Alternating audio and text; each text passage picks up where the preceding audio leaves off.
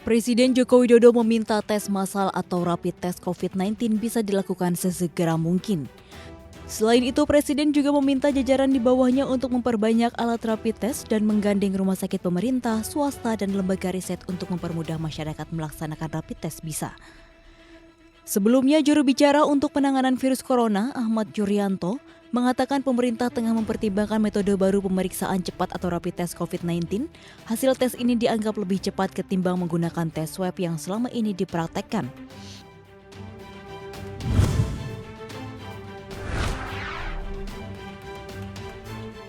Kementerian Perdagangan menerapkan larangan ekspor produk antiseptik, bahan baku masker, alat pelindung diri, dan masker.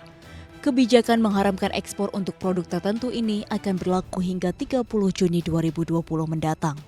Pembatasan ini muncul seiring dengan kebutuhan yang tinggi atas masker hingga antiseptik atau hand sanitizer yang belakangan mendorong harga-harga di pasaran melonjak tinggi.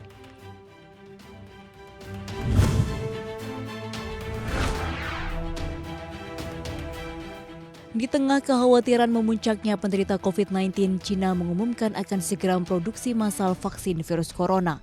Dikutip dari New York Post, administrasi produk medis Cina telah menyetujui tes untuk vaksin COVID-19 pertama di negeri itu pada Selasa 17 Maret lalu. Vaksin itu dikembangkan oleh para peneliti di Akademi Ilmu Kedokteran Militer di Wuhan. Penelitian untuk menemukan vaksin COVID-19 dimulai sejak 26 Januari lalu dan kini telah siap untuk memproduksi vaksin dalam skala besar.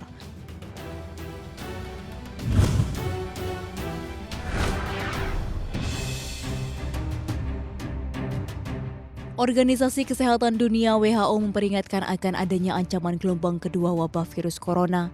Menurut Dirjen WHO Tedros Adhanom Ghebreyesus, kini setiap negara di dunia harus melakukan langkah isolasi, tes, lacak, dan rawat untuk mencegah pandemi COVID-19 semakin memburuk. Tedros menambahkan, setiap orang saat ini harus tetap waspada dan menghilangkan pemikiran tidak akan terinfeksi virus corona.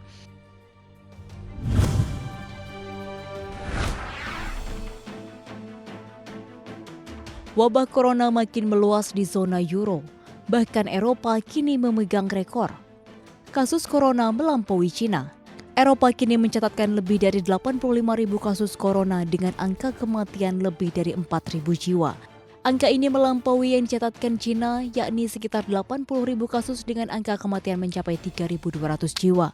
Kasus di Eropa melonjak setelah Italia melaporkan lonjakan kasus corona baru-baru ini, menyebabkan negara itu kini menguasai mayoritas kasus infeksi corona di zona Euro, yakni sebanyak 35.000 kasus dengan korban tewas hampir menembus angka 3.000 jiwa.